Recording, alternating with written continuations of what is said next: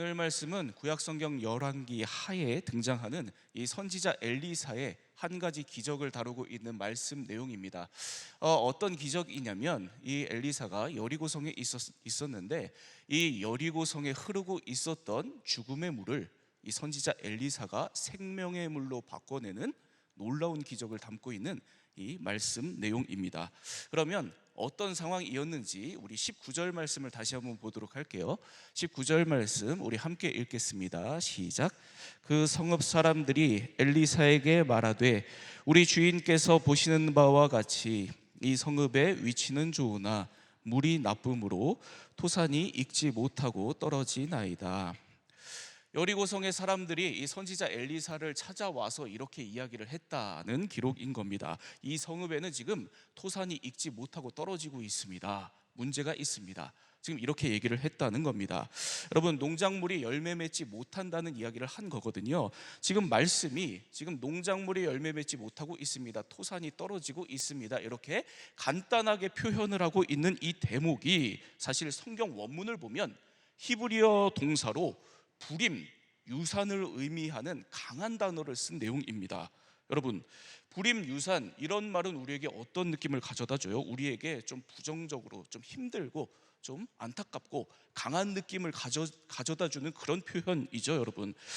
그러니까 그 정도로 여러분, 여리고성 사람들이 지금 이 선지자 엘리사를 찾아와서 선지자요, 지금 이 성읍은, 지금 이 동네는 생명을 잉태하지 못합니다. 생명이 다 죽어버리고 있습니다. 바로 이렇게 지금 이 여리고성의 문제를 강하게 이야기를 하고 있는 겁니다. 여리고성에 지금 이렇게 강한 문제가 왜 발생을 했는가? 여러분, 여리고성 사람들이 그 이유를 이렇게 이야기를 하죠. 이 성읍의 위치는 좋으나 물이 나쁨으로. 첫 번째로 이 여리고성의 위치를 가지고 이야기를 해보면 이 여리고성의 위치는 농작물을 기르기에는 너무도 안성맞춤인 좋은 조건과 위치에 있었다라고 지금 이야기를 하고 있는 겁니다. 여러분, 실제로 이 여리고성은 요단강에서 예루살렘으로 올라가는 넓은 평야에 자리 잡고 있었거든요. 그리고 여리고성은 저지대였습니다. 저지대요. 그래서 물이 넉넉하게 모여드는 장소였고, 그래서 풍성하게 나무와 농작물들이 자라고 있었던, 생명들이 자랄 수 있었던 그런 넉넉하고 풍요로운 환경을 갖고 있었던 것이 바로 이 여리고성의 입지 조건이었습니다. 너무 좋은 환경과 아름다움을 갖고 있는 그런 성읍, 그런 도시가 바로 이 여리고성이었다라는 겁니다. 그런데 문제의 두 번째 이유가 바로 이런 겁니다. 이 좋은 여리고성에 반전이 있었던 겁니다. 이 성읍의 위치가 이렇게 너무 좋은데, 그런데 물이 나쁨으로, 한 가지 문제가 있었는데 물이 나빴다라고 하는 겁니다. 이 여리고성이 외형은 너무 좋은데, 갖춰진 게 너무 많은데, 그런데 들여다보니까, 그 안을 들여다보니까 썩은 물이 흐르는 그런 성읍이고 그런 도시였다라는 거예요. 그래서 이 여리고성이 다 갖고 있는데 외형은 너무 좋고 아름다운데 그 속을 보니까 생명이 흐르고 있지 않다, 생명의 능력이 없었다라는 지금 이야기를 우리에게 해주고 있는 겁니다. 그러니까 많은 사람들이 이 여리고성의 화려한 그 겉모습, 아름답고 편리하고 좋은 환경을 보고 다 찾아오고 몰려들어서 여기 너무 좋구나, 너무 좋다, 여기가 좋사오니 하고 그렇게 살아가고 있었는데, 그 안을 들여다보니까 이 사람 저 사람 너나 할 것 없이 속은 병들고 죽어가고 있었다라는 것이 바로 이 여리고성의 실상이었던 겁니다. 겉은 너무 아름답고 편리하고 좋은데 속은 생명의 능력이 없고 죽어가고 있는 공동체, 바로 이게 이 여리고성 공동체였던 겁니다. 여러분, 이게 오늘 말씀이 우리에게 알려주는 중요한 포인트입니다. 여리고 공동체의 이 아이러니한 이 모습, 실상은 오늘 저와 여러분 우리들도 언제든지 쉽게 빠질 수 있는 우리 신앙의 문제고 위험이다라는 거예요. 우리의 신앙도 언제든지 겉은 너무도 아름답고 너무도 좋게 살아가는데, 그런데 그 속은 생명의 능력을 잃어버리고 병들어서 죽어갈 수 있다. 영적 생명을 다 잃어버리고 그렇게 살아갈 수 있다라는 것을 우리에게 알려주는 겁니다. 이 내용을 오늘에 좀 더 적용을 해보면, 여러분 레디컬이라고 하는 책이 있거든요. 레디컬이라고 하는 책이 있습니다. 이 책의 저자가 이 데이비드 플랫이라고 하는 이 오늘날 이제 미국에 손꼽히는 굉장히 이제 복음주의적으로 목회하는 유명한 분이거든요. 미국에 이제 한 이제 4천 명 정도 되는 이 대형 교회 목사님입니다. 지금 뭐 저희 교회 이제 규모하고 이제 비슷하다고 생각을 하시면 돼요. 그런데 이분이 어느 날 이 목사님이 중국의 지하교회를 방문하게 된 겁니다. 중국의 지하교회들을 방문을 했는데, 지하교회 이 지도자들이 모여서 20명이 모여가지고 그 몰래 이 비밀 모임을 하고 있었는데, 거기에 초대받아서 간 거예요. 갔더니 그분들이 우리에게 성경을 좀 가르쳐 주십시오 이렇게 부탁을 한 겁니다. 그래서 그 자리에서 그 중국 교회의 지도자들, 지하교회 지도자들에게 성경을 가르쳐 줬답니다. 3시간을 가르쳐 줬대요, 그 자리에서. 그런데 3시간을 가르쳐 준 얼마나 힘들었겠어요. 그렇죠? 뭐 가르치는 사람이나 듣는 사람이나 다 참 힘들었을 겁니다. 그런데 이상하게도 성령이 임하시더라는 겁니다. 그래서 더 가르쳤답니다. 더 가르치고 더 가르쳤대요. 그래서 그날 하루에 12시간을 성경을 가르쳤는데, 그런데 은혜가 넘치고 성령께서 인도하심이 너무도 크니까 다음날 또 12시간을 가르치고, 다음날 또 12시간을 가르치고, 그렇게 열흘 동안을 매일같이 12시간을 말씀을, 성경을 그 자리에서 가르치는 일이 있었다는 거예요. 여러분, 그런데도 가르치는 사람이나 배우는 사람이나 힘든 줄을 하나도 모르고 은혜가 넘쳤던 겁니다. 그때 이 데이비드 플랫 목사님이 그 박해받는 지하교회 성도들이 정말 너무 열악하고 어려운 환경을, 상황 속에서 신앙생활을 하고 있지만 그것을 뛰어넘는 성령의 역사가 있구나, 정말 그것을 뛰어넘는 우리 신앙의 본질, 근원, 핵심이 있구나, 그 생명의 능력을 충만하게 그 자리에서 경험하고 돌아온 겁니다. 돌아왔어요. 문제는 돌아온 겁니다. 왜 문제가 될까요? 문제는 그리고 나서 이 데이비드 플랫 목사님이 미국의 자기 교회로 이제 돌아왔는데, 돌아오고 보니까 자기 교회 이전에 안 보이던 게 보이기 시작을 한 겁니다. 돌아와 보니까 자신이 목회하는 교회가 너무 편한 거예요. 너무 이루 말할 수 없을 정도로 좋은 환경과 편리한 조건, 편한 환경이 자기가 목회하는 교회 현장이었던 겁니다. 그런데 이 좋은 환경에서 성도들 서로가 몸부림쳐서 하나님의 말씀대로 바르게 살려고 막 그렇게 신앙생활에 그 열심을 가지고 나아가는 것이 아니라, 서로 같이 편리한 환경에서 편하게 지내면서 서로 그저 이대로가 좋다, 여기가 좋사오니, 옳다 하면서 그렇게 지내고 있는 것을 그제서야 알게 된 겁니다. 그래서 이 데이비드 플랫 목사님이 저 열악한 중국의 지하교회에 있었던 충만한 생명의 능력이 오히려 이렇게 좋은 환경을 갖춘 우리 교회에는 없구나, 보이지 않는구나, 이걸 절실하게 깨달았답니다. 그래서 그때부터 교회 안에 이 참된 복음의 능력, 생명의 능력을 회복하기 위해서 몸부림치기 시작을 했대요. 그렇게 해서 교회에 큰 믿음의 변화가 일어나게 됩니다. 그래서 이 데이비드 플랫 목사님이, 또 이분이 목회하는 교회가 오늘날 중요한 미국 복음주의 교회의 모델 중에 하나로 널리 알려져 있거든요. 여러분, 정리를 하면, 여러분, 이 환경이 우리에게 생명의 능력을 가져다 주지는 않습니다. 우리가 이렇게 좋은 환경에서 신앙생활 한다고 해서 좋은 은혜가, 큰 은혜가 우리에게 임하는 것은 결코 아니라는 말씀을 지금 제가 드리는 겁니다. 복음의 능력, 생명의 능력이 임하는 것이 결코 아니다라는 말씀을 드리는 겁니다. 환경이 아니라 우리 살아계신 하나님만이 우리에게 참된 생명의 능력을 주실 수 있습니다.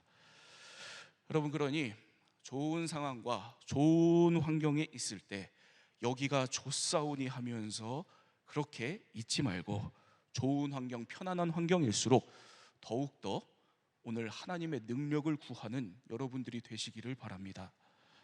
반대로 여러분, 어려운 상황과 환경이라고 할지라도 여러분, 그것이 그 어려운 상황과 환경이 핑계가 될 수는 없는 거죠. 어려운 상황과 환경일 때 더욱 살아계신 하나님의 능력을 구하는 여러분들이 되시기를 바랍니다. 그럴 때 하나님께서 그 상황과 환경을 넘어서 성령의 능력, 생명의 능력으로 우리에게 역사하실 것입니다. 오늘 그 생명의 능력을 붙들고 회복의 은혜를 경험하는 저와 여러분, 우리 모두가 다 되기를 축복합니다. 여러분, 오늘 말씀에서 우리가 어떻게 하면 이 상황과 환경 조건을 뛰어넘어서 생명의 능력을 회복할 수 있는가, 오늘 말씀에서 알 수 있는 비결을 좀 오늘 나누도록 하겠습니다. 우리가 생명의 능력을 회복할 수 있는 첫 번째 비결, 오늘 말씀에서는 그 첫 번째 비결로 정결함을 이야기합니다. 우리의 정결함이요. 여러분, 20절 말씀입니다. 20절 말씀 우리 함께 읽겠습니다. 시작. 엘리사가 이르되 새 그릇에 소금을 담아 내게로 가져오라 하매 곧 가져온지라. 아멘. 여러분, 이제 엘리사가 이 죽음의 물을 고치려고 하는 장면이 등장을 하고 있는 거예요. 그런데 죽음의 물을 고칠 때 이 엘리사가 아주 독특한 요청을 지금 하고 있습니다. 그게 뭐죠? 새 그릇을 가져오라고 부탁을 하는 겁니다. 새 그릇을 가져오면서 그 그릇에 소금을 담아서 가져오라고 지금 요청하고 있는 거예요. 여러분, 이게 지금 뭘 요청하고 있는 거냐면 이 물을 고치는 건데, 이 물을 고치는 방법을 뭘 쓰고 있는 거냐면, 이 엘리사가 아주 독특하게도 구약의 정결법, 구약의 정결 규례로 이 물을 고치려고 하는 것을 지금 성경이 우리에게 보여주고 있는 겁니다. 여러분, 여기에 엘리사가 새 그릇에 소금을 가져오라고 하잖아요. 여러분, 여기서 가져오라고 하는 이 소금을 보통 이제 코셔 소금이라고 하거든요. 뭐라고요? 코셔 소금. 이게 오늘날에도 이제 요리에 이제 쓰이는 용어입니다. 코셔 솔트, 코셔 소금이라고 하는 게 있어요. 이 코셔 소금은 뭐냐면 이 유대인들이 음식을 정결하게 만들기 위해서 쓰는 아주 굵은 소금입니다. 굵은 소금이요. 이 코셔 소금이 어떻게 음식을 정결하게 하냐면, 고기가 있으면 이 고기를 코셔 소금으로 다 덮는답니다. 다 덮으면 어떻게 되냐면, 이 코셔 소금은 입자가 굵기 때문에 녹지 않는데요. 대신에 뭘 하냐면 녹지 않고 고기 안에 있는 핏물을 다 빼내는 역할을 한답니다.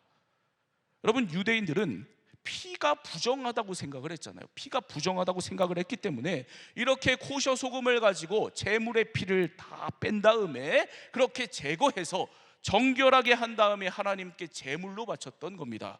이 정결 규례에 대한 내용이 성경 어디에 나오냐면, 여러분, 에스겔 43장입니다. 에스겔 43장 23절과 24절을 제가 읽겠습니다. 정결하게 하기를 마친 후에는 흠없는 수송아지 한 마리와 때 가운데에서 흠없는 수양 한 마리를 드리되 나 여호와 앞에 받들어다가 제사장은 그 위에 소금을 쳐서 나 여호와께 번제로 드릴 것이며, 제사 즉 예배를 드릴 때 정결케 하는 의식을 하는데, 그런데 그 과정 중에 하나로 이 제물에 소금을 쳐서 하나님께 드려라 라는 겁니다. 여러분, 그러니까 오늘 말씀에서 이 여리고성의 죽음의 물을 고칠 때 엘리사는 이걸 생각을 했었던 거죠. 이 죽음의 물을 치유할 수 있는 것은 살아계신 하나님이시다. 그러니까 이 물을 고치기 위해서는 이 죽음의 물을 하나님께 내어드려야 되는데, 하나님께 내어드리기 위해서는 당연히 제사 때처럼 소금을 쳐서 이 물을 정결하게 해야 된다라고 생각을 했던 겁니다. 그래서 이 정결을 위해서 깨끗한 새 그릇에 소금을 담아서 가져오라, 이렇게 요청을 한 겁니다. 여러분, 우리가 오늘 우리에게 있는 상황과 환경을 뛰어넘어서 우리 안에 하나님의 생명의 능력, 이 복음의 능력, 이것을 성령의 감격을 회복하려면 여러분, 우리가 뭘 해야 돼요? 우리의 정결함이 필요합니다. 저와 여러분들의 정결함이요. 우리가 생명의 능력을 회복하려면 내가 새 그릇이 되는 게 필요하고, 내가 내 마음과 생각, 심령에 있는 이 악함과 이 죄악을 소금을 치듯이 다 빼내고 정결하게 주님 앞에 그렇게 나아가는 것이 오늘 우리에게 필요하다는 말씀입니다. 여러분, 우리가 생명의 능력을 오늘 회복하고 복음의 능력을 회복하는 데 있어서 하나님께서 우리에게 원하시는 것은 우리의 대단한 그릇이 아닙니다. 우리의 훌륭한 그릇이 결코 아니에요. 여러분, 또 내가 갖고 있는 이 나라고 하는 이 그릇에 대단하고 훌륭한 것을 채우는 것도 결코 하나님께서 원하시는 것이 아니라는 겁니다. 여러분, 뭐가 필요해요? 여러분, 뭐가 필요할까요? 여러분, 우리가 새 그릇이 되는 게 필요합니다. 나를 다 피운 새 그릇이 되는 게 필요하다는 말씀입니다. 그리고 소금으로 정결하게 된 내가 필요한 겁니다. 하나님 앞에서. 여러분, 저희 목사님들이 장신대 다닐 때 이 신대원에 여러 수업들이 있거든요. 이제 목회 훈련을 받기 위해서, 신학 훈련을 받기 위해서 여러 수업들이 있습니다. 그 중에 이제 영성 수업이 있는데, 영성 수업 중에 이 영성 신학 이 교수님한테 매주 멘토링 받으면서 기도 훈련을 받는 그런 수업이 있어요. 네. 한 20명 정도의 이 전도사님들이, 그때는 이제 다 전도사님들이니까 교수님한테 매주 하루에 1시간 이상씩을 기도를 해서 5일을 5번 5일을 기도를 한 다음에 그 기도한 내용을 다 정리를 해서 가지고 와서 교수님 앞에 말씀드리고 멘토링 지도를 받는 겁니다. 하루 1시간씩 일주일에 5번 5일을 보통 기도를 하는데, 어떻게 기도를 하냐면 침묵하면서 말씀 하나만 가지고 묵상을 하고 그 말씀으로 자기 자신을 계속 돌아보는 겁니다. 다른 기도는 안 해요. 1시간 이상을 그렇게만 기도를 하는 겁니다. 계속 이렇게 기도를 해요. 여러분, 계속 이렇게 기도를 하니까 여러분 무슨 일이 생겼을까요? 여러분, 20명 전도사님이 같이 수업을 듣는데 하루는 이런 일이 벌어졌습니다. 다 전도사님들이 이렇게 계속 기도를 하니까 답답했던 거예요. 답답했던 겁니다. 교수님한테 이렇게 한 분이 물어보더라고요. 교수님, 계속 이렇게 나 자신만 놓고 계속 이렇게 기도하면 다 되는 거니까? 이렇게 물어보더라고요. 제가 다른 기도 제목들도 많은데 이렇게 나 자신만 돌아보면서 계속 기도만 하면 다 끝나는 겁니까? 이렇게 물어본 겁니다. 중보기도 안 해도 됩니까? 이렇게 물어본 거예요. 그렇게 다른 기도가 다 필요 없냐? 언제까지 이렇게 나만 돌아보면서 이렇게 기도를 해야 되냐? 이렇게 물어보니까, 그렇게 한 명이 물어보니까 물고가 튀었던 거죠. 다른 전도사님들도 막 다 똑같은 얘기를 막 이렇게 교수님한테 막 던지는 겁니다. 그 얘기를 다 들은 교수님이 이렇게 대답을 하셨어요. 제가 아직도 기억이 나거든요. 뭐라고 대답을 하셨냐면, 내가 바뀌면 다 된다, 이렇게 말씀하셨습니다. 내가 바뀌면 다 된다. 그러니까 먼저 내가 바뀔 생각부터 해라. 나를 바꾸는 게 먼저다라는 말씀을 하신 거죠. 나를 바꾸면 나머지는 하나님께서 하신다라는 겁니다. 여러분, 오늘 어떤 기도를 하러 이 금요 성령 집회에 나오셨습니까? 여러분, 어떤 기도 제목을 가지고 이 자리에 나오셨어요? 여러분, 내 인생에, 우리 가정에 어떤 죽음의 물이 흘러서 아프고 병들고 영적으로 침체되고 낙심되고 힘들어서, 그래서 회복을 갈망하면서 이 자리에 나오신 분 없으십니까? 여러분, 하나님께서는 우리가 먼저 정결해지기를 원하십니다. 내가 정결해지고 거룩해지면 나머지는 살아계신 우리 하나님께서 하십니다. 하나님께서 우리를 통해 일하시기 위해서 오늘 내가 무엇보다 정결함으로 나아가는 우리들이 다 되기를 바랍니다. 끊어낼 것을 과감하게 끊어내고 멀리해야 할 것을 온전히 멀리해서 정결하게 하나님 앞에 나아가 하나님의 일하심을, 하나님의 능력을 경험하고 누리는 저와 여러분 우리 모두가 다 되기를 축복합니다. 여러분, 이렇게 엘리사가 죽음의 물을 고치기 위해서 새 그릇에 소금을 담아서 가지고 오라고 요청을 한 거예요. 그리고 이제 이 소금을 가지고 엘리사가 뭘 하는지를 이어서 보도록 할게요. 우리 말씀 21절과 22절입니다. 21절과 22절 우리 함께 읽겠습니다. 시작. 물 근원으로 나아가서 소금을 그 가운데에 던지며 이르되, 여호와의 말씀이 내가 이 물을 고쳤으니 이로부터 다시는 죽음이나 열매 맺지 못함이 없을지니라 하셨느니라 하니, 그 물이 엘리사가 한 말과 같이 고쳐져서 오늘에 이르렀더라. 아멘. 여러분, 여기 보면 엘리사가 소금을 지금 어디에 던졌다고 기록이 되어 있냐면 물 근원으로 가서 물 근원에 던졌다, 이렇게 말씀이 기록을 하고 있습니다. 그랬더니 하나님께서 이 물을 고치셨다, 말씀이 이렇게 마무리가 됩니다. 여러분, 이게 바로 오늘 말씀에서 이야기하는 우리가 오늘 생명의 능력을 회복할 수 있는 두 번째 비결입니다. 오늘 엘리사가 물의 근원을 고친 것처럼 우리 문제 근원의 치유를 하나님께 구하는 겁니다. 하나님께서 우리 문제, 우리 기도 제목의 뿌리를 고쳐주시기를 우리들이 기도하는 겁니다. 여러분, 성경을 보면 이 엘리야 엘리사의 시대가 특별히 하나님께서 이 죄악된 세상의 문제의 뿌리를 고치시고 근원을 고치시는 그런 장면들이 자주 등장하거든요. 열왕기하 5장을 보면 나아만 장군의 치유 얘기가 등장을 합니다. 나아만 장군의 치유 얘기요. 나아만 장군은 누구냐면 이방 아람 군대의 장군이었습니다. 장관이었어요. 그런데 문제는 이 나아만 장군이 병이 하나 있었는데 치명적인 나병을 앓고 있었던 환자였습니다. 그러니까 이 나아만 장군이 다 갖고 있었는데 이 질병을 고쳐야 하니까 각고의 노력을 기울였겠죠. 그런데 이 병을 아무리 노력을 해도 고칠 수가 없었던 겁니다. 그러다가 결국에는 하다가 자신의 이 병을, 나병을 고치기 위해서 선지자 엘리사를 찾아간 겁니다. 그런 나아만 장군에게 이 엘리사가 뭐라고 하냐면 저 요단강에 7번 들어가서 너의 몸을 씻으라, 그러면 고쳐질 것이다, 이런 치유법을, 이런 치유의 방법을 이야기를 해줍니다.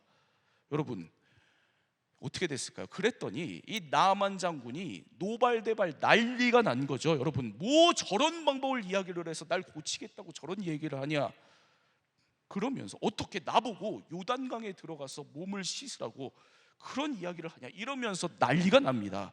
그렇게 나아만 장군이 분노하면서 집으로 돌아가고 있는데 그때 종들이 이 나아만 장군을 만류하면서 나아만 장군이 화가 난 그 이유의 핵심을 이렇게 꼬집어서 이야기하거든요. 열왕기하 5장 13절입니다. 제가 읽겠습니다.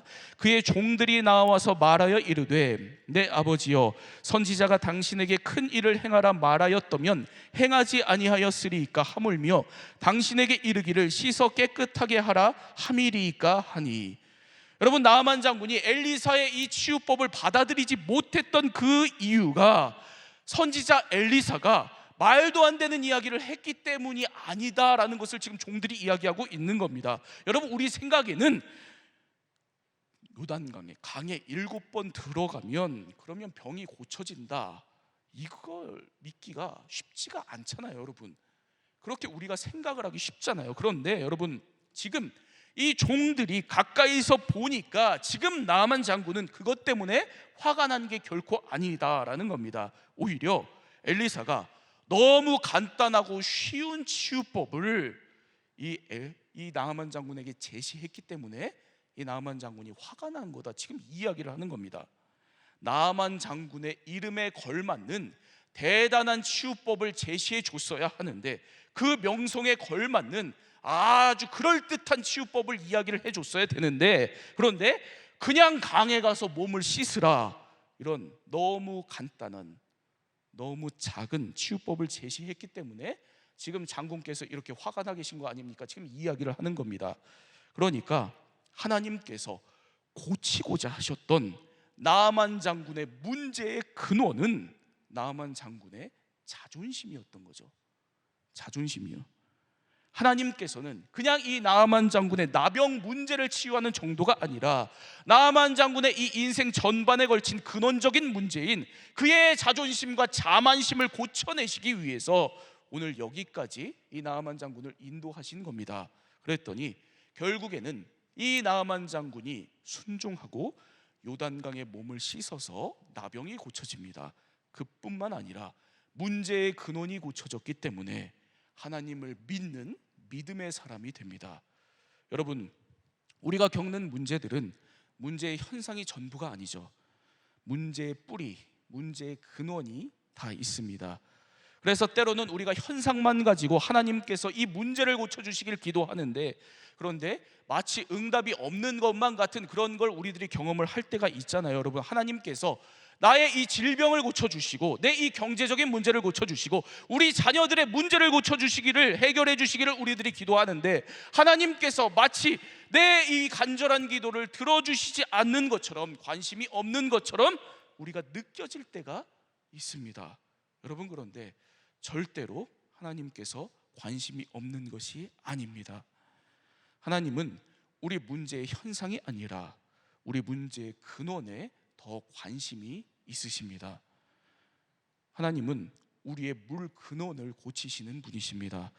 우리의 물 근원을 고치셔서 우리의 모든 삶에 생명의 물이 넘쳐 흐르기를 원하시는 분이십니다. 지금도 하나님은 우리가 갖고 있는 이 문제의 근원을 해결하기를 원하십니다, 여러분. 그래서 우리가 문제의 현상에 급급해서 살아가면서 그럴싸한 외형에 취해서 살아가는 그런 인생이 아니라 참된 우리 믿음의 본질을 회복해서 근원적인 복음의 능력, 이 믿음으로 이 내면의 능력을 가지고 승리하며 살아가기를 원하시는 것이 오늘 우리 하나님이십니다. 이 하나님의 능력 가운데 오늘도 믿음으로 나아가는 여러분들이 다 되시기를 축복합니다. 널리 알려진 이 헬렌 켈러 이야기거든요. 여러분, 헬렌 켈러 다들 아시죠? 네, 뭐 이렇게 상기시켜 보면 헬렌 켈러는 이런 인생을 살았는데, 생후 19개월 정도 때 이 병을 앓죠. 병을 앓고 나서 그리고 장애를 안게 됩니다.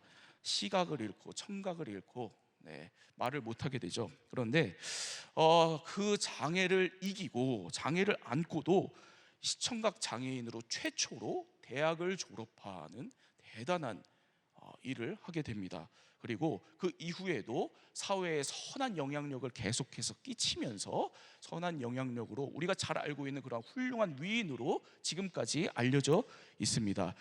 이 헬렌 켈러가 어떻게 시청각 장애를 가지고도 이렇게 훌륭한 사람이 될 수 있었는가, 그 이야기가, 그 어떤 핵심적인 변화의 이야기가 헬렌 켈러 자서전인 사흘만 볼 수 있다면이라는 책에 짧은 이런 일화가 등장하거든요.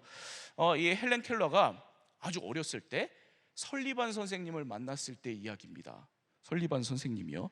여러분, 시청각 장애가 있는 어린아이가 이 선생님한테 언어를 배우는데, 장애가 있는데 언어를 배우려고 하니까 얼마나 힘들었겠어요. 너무 힘들었겠죠.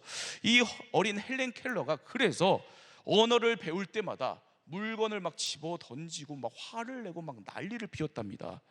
자기 자신도 얼마나 답답했겠어요. 다른 사람처럼 눈으로 보고 귀로 제대로 알아듣고 제대로 말을 할 수 있어서 다른 사람들처럼 편하게 의사소통을 할 수 있으면 좋은데, 그런데 그게 안 되니까 너무 답답했었던 거죠. 한 번은 이 선생님이 물이라는 단어를 이 헬렌 켈러에게 가르쳐 주는데, 컵에다가 물을 담아 놓고 이 안에 있는 건 물이야, 그리고 이 물을 담고 있는 이건 컵이야, 이걸 몇 번을 반복해서 가르쳐 줬답니다. 그런데 헬렌 켈러가 그걸 못 받아들이고, 자기가 이걸 이렇게 배워야 된다는 것을 못 받아들이고, 물을 가리켜서 이게 뭐야 물으면 이건 컵이야, 컵을 가리켜서 이게 뭐야 물으면 이건 물이야, 그냥 이렇게 대충 대답하고 또 컵을 집어던지고 막 이랬답니다. 그러니까 그냥 다른 사람처럼 보고 싶고 말하고 싶고, 이 답답한 내 문제 해결이 우선했던 겁니다. 이게 관심이 없었던 거죠. 그런데 하루는 이 설리반 선생님이 물이라는 단어를 알려주기 위해서 어린 헬렌 켈러를 데려다가 밖으로 나갔답니다. 밖으로 나가서 밖에 있는 수도꼭지에 물을 틀어놓고 이 헬렌 켈러의 손을 거기다가 갖다 댄 겁니다. 그리고 다른 손에다가 물이라고 써줬답니다. 이 헬렌 켈러가 그때 처음으로 수도꼭지에서 콸콸 쏟아져 나오는 이 물을 만져본 거예요. 그때 이 어린 헬렌 켈러에게 신기한 일이 벌어졌답니다. 육적인 눈은 자기가 회복되지 못했는데 그 순간 마음의 눈이 회복된 겁니다. 마음의 눈이요. 쏟아져 흐르는 물을 만지는 그 순간 이 흐르는 물처럼 모든 사물에는 나름의 생명이 있구나, 나름의 이름이 있구나, 그리고 그 이름과 생명을 주신 하나님의 고유한 특징들이 이렇게 다 있는 거구나, 그걸 알게 된 겁니다. 그리고 나서 이 어린 헬렌 켈러의 아픈 마음이, 이 근원이 그때 치유된 거예요. 회복된 겁니다. 그리고 헬렌 켈러 스스로의 기록에 의하면 그때 내 영혼은 긴 잠에서 깨어나서 빛과 희망과 기쁨을 그때 맛봤다. 나는 그때 비로소 자유를 찾았다. 그렇게 이야기를 하거든요. 그리고 그때부터 이 헬렌 켈러가 이 회복된 마음을 가지고 자신의 이 시청각 장애하고 싸우면서 치열하게 공부를 하기 시작을 한 겁니다. 계속해서 눈은 보이지 않는데, 귀는 들리지 않는데, 말은 할 수 없는데, 그게 문제가 되는 게 아닙니다. 하나님께서 이 모든 문제의 근원인 마음과 생각을 회복시켜 주셨기 때문에 할 수 있었던 겁니다. 그 결과 이 헬렌 켈러가 자신의 이 장애를 이기고 뛰어난 업적을 남기는, 오늘날까지 우리가 잘 알고 있는 그러한 위인으로 알려지게 된 겁니다. 여러분, 오늘 우리들에게도 우리들이 안고 있는 이 문제의 근원이 회복되는 은혜가 우리 모두에게 있기를 바랍니다. 하나님께서 오늘 우리에게 역사하셔서 우리 모든 문제의 근원을 보게 해주시고 그 근원을 고치는 능력으로 함께 해주시기를 바랍니다. 그래서 우리의 이 물 근원이 고쳐지는 역사가 오늘 우리들에게 있기를 바랍니다. 하나님, 오늘 내 이 문제에, 현상에 내가 휩쓸리지 않게 하여 주옵소서. 문제의 근원을 보게 하여 주옵소서. 그 문제의 근원을 고쳐 주옵소서. 그리하여 물근원을 고치신 하나님의 능력이 임하게 하여 주옵소서. 오늘 나 개인의 인생에 임하게 하여 주옵소서. 우리 가정에 이 물근원을 고쳐 주옵소서. 우리 교회의 물근원을 고쳐 주시고 이 어두운 세상에 이 물근원을 주님 오늘 고쳐 주옵소서. 이렇게 기도하며 나아가는 저와 여러분 우리 모두가 다 되기를 바랍니다. 그래서 어떤 상황에도 어떤 환경에도 주님께서 우리의 근원을 회복시켜 주시고 근원을 붙들고 인도하여 주셔서 그 주님께서 우리에게 부어주시는 생명의 능력으로 나아가는 우리 모두가 다 되기를 바랍니다. 거룩하신 하나님 아버지, 하나님, 우리의 인생에 또 우리의 가정에 우리 가운데 흐르고 있는 이 물 근원을 주님 오늘 고쳐 역사하여 주옵소서. 우리의 인생의 물 근원을 고쳐 주옵소서. 우리 가정의 물 근원을 고쳐 주옵소서. 우리 교회의 물 근원을 고쳐 주옵소서. 이 어두운 세상의 물 근원을 고쳐 주옵소서. 그리하여서 주님의 생명이 우리의 인생에, 우리의 가정에, 우리의 교회에, 이 세상에 넘쳐흐르는 역사가 속히 일어날 수 있도록 주님께서 함께하여 주옵소서. 하나님 아버지, 이 땅 대한민국을 위해서 기도합니다. 주님, 이 땅에 살아계신 하나님의 다스림이 온전히 넘쳐흐르기를 기도드립니다. 하나님 아버지, 모든 대통령과 위정자들을 주님의 손길로 다스려 주옵소서. 이 나라, 이 민족이 너무도 많이 갈라지고 찢어져 있습니다. 하나님께서 주님 역사하여 주시고 주님께서 인도하여 주셔서 모든 분열과 대립이 모두 사라지며 주님의 인도하심이 충만히 넘쳐 흐르는 이 나라, 이 민족 될 수 있도록 역사하여 주옵소서. 하나님 아버지, 경제적인 어려움 가운데 신음하고 있는 국민들이 있습니다. 하나님 아버지, 속히 이 모든 아버지 상황들을 하나님께서 아버지 주님 바꿔주셔서 그 물근원을 고쳐주셔서 절망되신 소망이 넘치는 이 나라 민족 될 수 있도록 주님 함께하여 주옵소서. 이 땅의 모든 범죄와 악한 문화의 그 뿌리가 다 사라지게 하여 주시고 하나님 아버지, 대한민국이 오직 복음의 능력 가운데 새 그릇이 되게 하여 주시고 복음의 능력으로 회복되게 하여 주사 주님께서 원하시는 평화롭고 거룩한 나라 될 수 있도록 주님 함께하여 주옵소서. 하나님, 열방 곳곳에서 복음의 씨앗을 뿌리는 선교사님들이 있습니다. 주님, 오늘도 성령의 충만함으로 주님께서 채워주시고 돌보아 주옵소서. 특별히 북한 땅을 긍휼히 여기사 아버지 선하신 주의 손길로 하나님께서 그 땅의 모든 성도들을 보호하여 주시고 하루속히 평화로운 통일이 이루어질 수 있도록 주님께서 인도하여 주옵소서. 전 세계적으로 이상기후 속에서 많은 아버지 주님 이들이 아버지 고통받고 있습니다. 피조 세계가 신음하고 있습니다. 하나님께서 회복시켜 주옵소서. 그리하여서 이 세상에, 이 땅의 모든 생명들이 주의 능력 가운데 안전하게 살아갈 수 있는 그러한 피조 세계 될 수 있도록 주님 인도하여 주옵소서. 하나님 아버지, 우리 상당교회 이제 2025년 하반기를 시작합니다. 아버지 주님, 하반기도 뜨겁게 주님을 예배하는 믿음의 공동체 되게 하여 주옵소서. 복음 들고 나아가는 선교적 교회 되게 하여 주옵소서. 목회 연구원을 보내고 돌아오신 우리 담임 목사님, 주님 성령의 생명의 능력을 더하여 주시고 그 영육을 강건케 하여 주시사 하반기 모든 목회 사역을 주님의 능력 가운데 힘있게 감당하며 나아가는 우리 목사님 되실 수 있도록 주님 인도하여 주옵소서. 하나님, 우리 상당의 다음 세대들 오늘도 아버지 주님의 말씀 가운데 늘 주님을 따라가는 그러한 아이들 될 수 있도록, 그러한 아이들로 자라갈 수 있도록 주님 역사하여 주옵소서. 주님께서 어려서부터 깊게 만나 주셔서 하나님과의 깊은 만남과 교제 가운데 주님의 비전을 품고 하나님 나라를 이루어가는 믿음의 자녀들로, 믿음의 세대들로 자라갈 수 있도록 주님 역사하여 주옵소서. 이제 2학기를 시작합니다. 우리 교회 학교의 모든 아이들과 대학생들 하나님께서 지혜와 능력을 더하여 주시고 만남의 축복을 더하여 주시고 하나님께서 무엇보다 그 앞길을 인도하여 주셔서 하나님 그 모든 상황과 환경 속에서 아버지 물 근원을 고치시는 주님의 능력을 경험하며 빛과 소금으로 아버지 살아갈 수 있도록 주님께서 인도하여 주시고 역사하여 주옵소서. 하나님, 상당의 모든 가정들마다 주님께서 주의 사랑을 넘치도록 부어주시기를 기도드립니다. 그 사랑 안에서 하나 되어서 주님을 예배하고 주님 향한 믿음 가운데 나아가는 상당의 모든 가정들이 될 수 있도록 주님 역사하여 주옵소서. 특별히 아직 복음을 받아들이지 못한 가족들마다 하나님께서 찾아가셔서 그 마음의 문을 열어주시고 주님께서 만나주셔서 하나님 아버지 우리 모든 가정들마다 그 아버지 주님 모든 기도 제목들, 간절한 기도 제목들에 하나님 응답해 주시는 은혜를 경험하여서 주님 안에서 주님을 함께 깊게 예배하며 하나님 안에서 신앙의 기쁨을 누리는 우리 상당의 모든 가정들 되게 하여 주옵소서. 가정마다 안고 있는 건강의 문제, 재정의 문제, 관계의 문제들 가운데 하나님께서 친히 역사하셔서 그 모든 문제들의 물 근원을 다 고쳐주셔서 주의 선하신 능력 가운데 생명의 능력이 넘쳐 흐르는 그런 우리 모든 가정들 되게 하여 주시고 우리 모든 성도들 될 수 있도록 주님께서 역사하여 주옵소서. 하나님 아버지, 다가오는 주일 예배 가운데 성령의 역사가 가득하기를 기도드립니다. 하나님 아버지, 물 근원을 고치시는 주님께서 하나님 아버지 우리 모든 아버지 상당에 드려지는 예배 가운데 생명의 능력을 넘치도록 주님께서 흐르게 하여 주옵소서.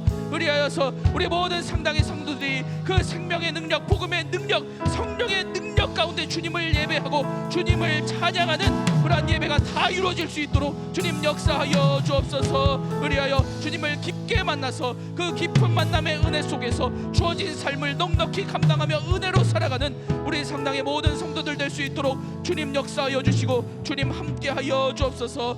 이 저녁에 주님께 예물 드린 귀한 손길들이 있습니다. 하나님의 은혜를 더하여 주시고 주님 드린 예물이 주의 나라를 이루는 귀한 자원 되도록 주님께서 함께하여 주옵소서.